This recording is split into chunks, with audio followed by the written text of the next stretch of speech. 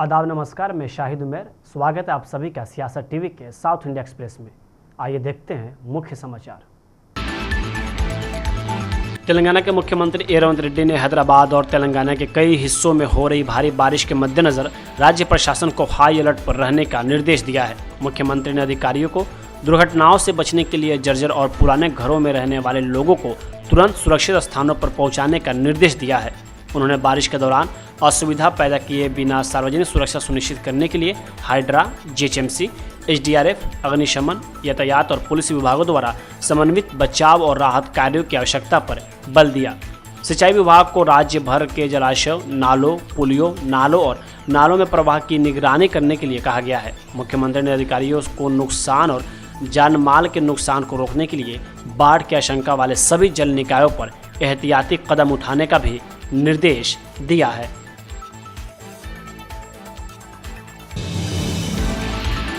बिहार में इसी साल विधानसभा चुनाव होने वाले हैं। ओवैसी की पार्टी एआईएमआईएम की ओर से आरजेडी को गठबंधन के लिए चिट्ठी लिखी गई थी। प्रस्ताव दिया गया था, लेकिन आरजेडी ने इस पर कोई निर्णय नहीं लिया। बीते गुरुवार को ओवैसी की पार्टी एआईएमआईएम के बिहार अध्यक्ष व विधायक अख्तरुल ईमान समेत अन्य नेता आरजेडी से बिहार विधानसभा चुनाव में गठबंधन के लिए ढोल लेकर पटना में राबड़ी आवास पर पहुंच गए हुए इस दौरान नारेबाजी भी हुई। नेताओं की लालू तेजस्वी से मुलाकात नहीं हो सकी। दरअसल सेकुलर वोटों के बिखराव को रोकने के लिए एमआईएम गठबंधन चाहती है। एमआईएम महागठबंधन में रहकर विधानसभा चुनाव लड़ना चाहती है। अब ओवैसी से गठबंधन को लेकर आरजेडी का बड़ा बयान सामने आया है। प्रवक्ता एजाज अहमद ने कहा कि एमआईएम जज्बाती बातों व नारों के सहारे एवं परसेप्शन की राजनीति के जरिए माहौल खड़ा करना चाहती है। अगर आप किसी से समझौता करना चाहते हैं तो ढोल बजाकर समझौता नहीं होता है। ढोल बजाकर आपने अपनी पोल खोल दिया। आपके पास संगठन नहीं है। मुसलमानों को अपने संगठन में भागीदारी नहीं देना चाहते हैं। बिहार का मुसलमान आपके साथ नहीं है, बल्कि लालू तेजस्वी के साथ है, क्योंकि चाहे कैसी भी परिस्थिति रही हो, इन लोगों ने कभी भी बीजेपी के साथ समझौता नहीं किया। बयान से स्पष्ट है कि आरजेडी गठबंधन के मूड में नहीं है।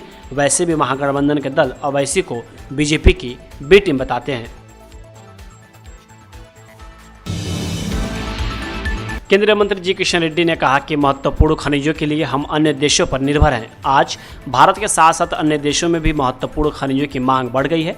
इसे संबोधित करने के लिए भारत सरकार ने राष्ट्रीय महत्वपूर्ण खनिज मिशन शुरू किया है, जिसका मूल्य लगभग 32,000 करोड़ रुपए है, जिसका उद्देश्य निजी और सार्वजनिक दोनों क्षेत्रों की इकाइयों को घरेलू महत्वपूर्ण खनिजों का पता लगाने के लिए प्रोत्साहित करना है। जो भी जरूरत पड़े क्रिटिकल मिनरल्स का, हम दुनिया के अलग अलग देशों के ऊपर डिपेंडेंट है, इंपोर्ट के ऊपर डिपेंडेंट है। आज क्रिटिकल मिनरल्स का डिमांड भारत में भी बढ़ गए, दुनिया में भी बढ़ गई। पहले उतना डिमांड क्रिटिकल मिनरल्स का नहीं था। आज क्रिटिकल मिनरल्स का डिमांड बहुत बढ़ गई।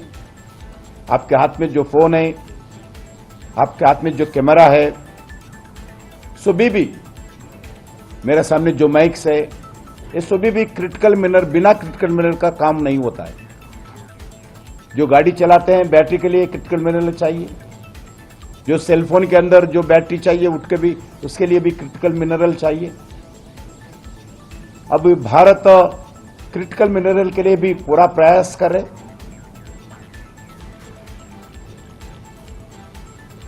इसके लिए नेशनल क्रिटिकल मिनरल मिशन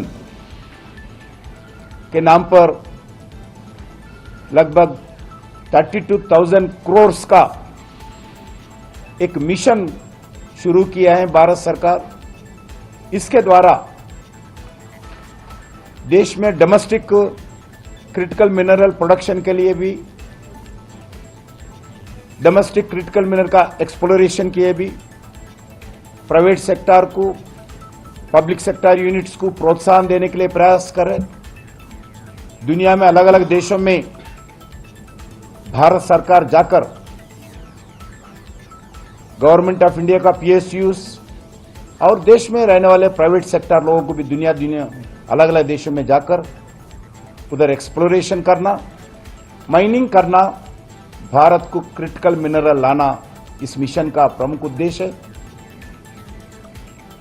इसमें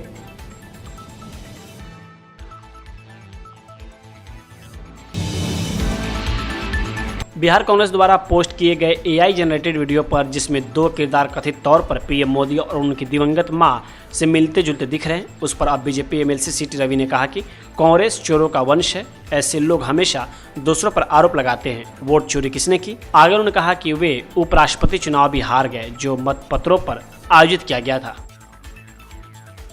चोरी लोग रहता है ना, कांग्रेस के खानदान ये चोरी खानदान है। ये चोरी करने वाला हमेशा दूसरों के ऊपर आरोप करता रहता है। वोट चोरी कौन किया? कांग्रेसियों ने किया। बैलेट में भी जीता गया क्या? बैलेट में भी जीतेगा तो वाइस प्रेसिडेंट इलेक्शन में बैलेट में भी हारा। कितना वोट इनवैलिड हुआ मालूम है क्या? 14 लोग संसद लोग इनवैलिड किया है। कांग्रेस चाहता है चोरी करने के लिए अपॉर्चुनिटी, इलेक्शन कमीशन अपॉर्चुनिटी दिया नहीं, उसके वजह से इलेक्शन कमीशन के ऊपर आरोप किया है। कांग्रेसियों का आरोप संविधान के खिलाफ है। कांग्रेसियों के आरोप जनता का आदेश के खिलाफ है। मोदी जी के जैसा नेता भारत को मिला है, प्रामाणिक नेता, भगवान का कृपा के वजह से। कर्नाटक के शिवाजीनगर मेट्रो स्टेशन का नाम सेंट मैरी के नाम पर रखे जाने की खबरों और इस पर महाराष्ट्र के मुख्यमंत्री देवेंद्र फडणवीस के बयान पर कांग्रेस नेता वसंत कुमार ने कहा कि वे कर्नाटक के माहौल और सामाजिक संरचना से अनजान हैं। क्षेत्र में बड़ी ईसाई आबादी को देखते हुए मौजूदा सेंट मैरी चर्च के नाम पर स्टेशन का नाम रखने का कर्नाटक सरकार का निर्णय सही है। हम सभी इस निर्णय का समर्थन कर रहे हैं। के शिवाजीनगर के मेट्रो स्टेशन के बारे में रिएक्शन करे, ओपिनियन बताए, वो सख्त गलत है। यहाँ के कर्नाटक के एटमॉस्फेयर, कर्नाटक के सोशल स्ट्रक्चर के बारे में उनको ज़्यादा जानकारी नहीं है। और सेंट मैरी स्टेशन को नाम रखने में कुछ तकलीफ नहीं है। वहाँ पे बहुत दिनों से सेंट मैरीज चर्च है और वहाँ पे सराउंडिंग एरिया पे क्रिश्चियंस बहुत ज़्यादा है। Naturally government of Karnataka has taken correct decision, good decision, so we all supporting, and whatever Fadnavis has given statement is totally wrong and creating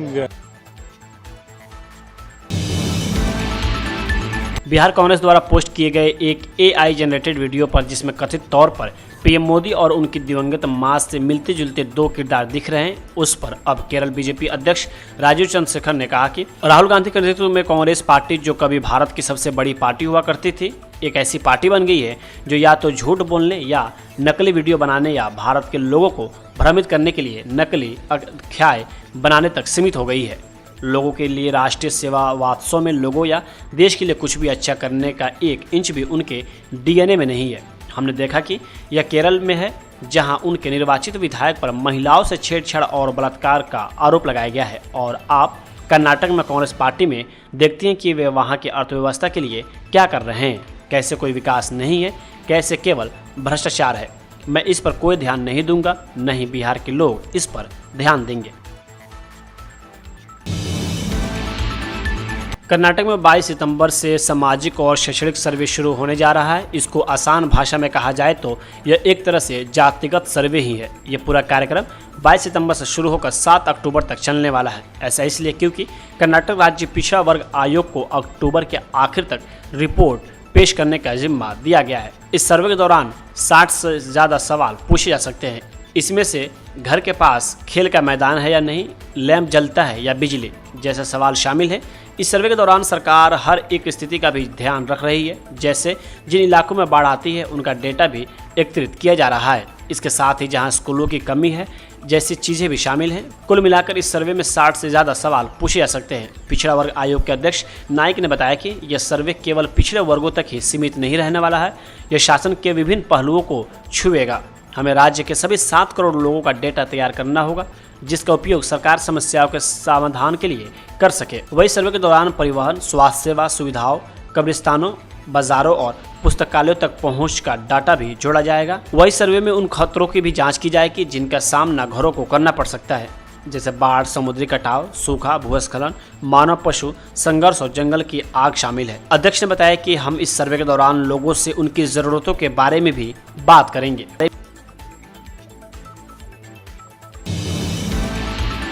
Congress सांसद प्रियंका गांधी वाड्रा ने आज केरल में अपने निर्वाचन क्षेत्र वायनाड के 10 दिवसीय दौरे के दौरान पूजिथोड़े पंडितराथरा सड़क का दौरा किया और परियोजना को पूरा करने की मांग की।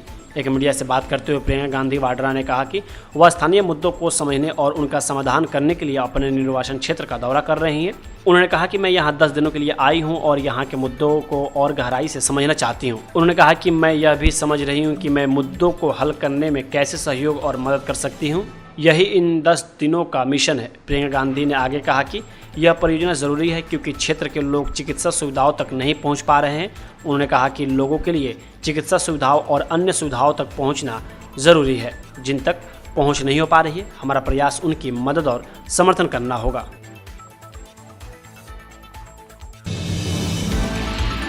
कांग्रेस के वरिष्ठ नेता शशि थरूर ने आज कहा कि अमेरिका द्वारा लगाए गए टैरिफ ने भारत को प्रभावित किया है और लोग पहले ही अपनी नौकरियां खो चुके हैं। यहां तक कि उन्होंने अमेरिकी राष्ट्रपति डोनाल्ड ट्रंप पर स्वभाव से अव्यवस्थित होने और राजनयिक व्यवहार के पारंपरिक मानकों का सम्मान नहीं करने के लिए हमला किया है। अमेरिका ने भारत से शिपमेंट पर 50% टैरिफ लगाया है, जिसमें रूसी तेल खरीदने पर 25% जुर्माना भी शामिल है। थरूर ने कहा कि भारत को टैरिफ के प्रभाव को कम करने के लिए निर्यात बाजारों में विविधता लाने की जरूरत है। उन्होंने कहा कि सूरत में रत्न और आभूषण व्यवसाय और समुद्री खदान और विनिर्माण क्षेत्रों में 1.35 लाख लोगों ने नौकरियां खो दी हैं।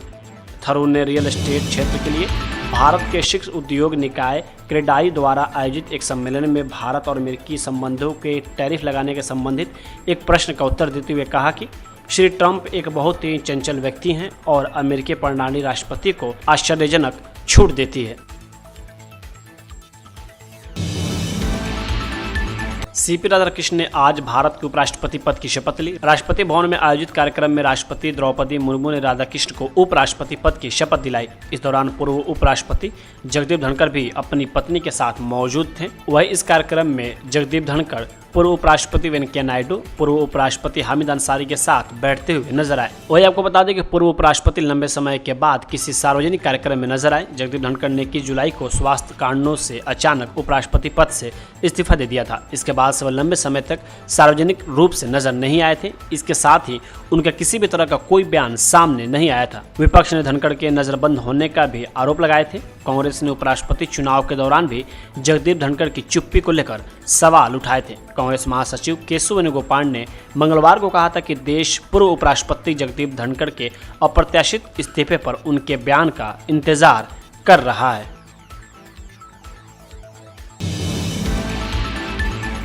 साउथ इंडिया एक्सप्रेस यही होता है समाप्त। मुझे दे अब इजाजत। बाकी खबरों के लिए बने रहें सियासत टीवी के साथ।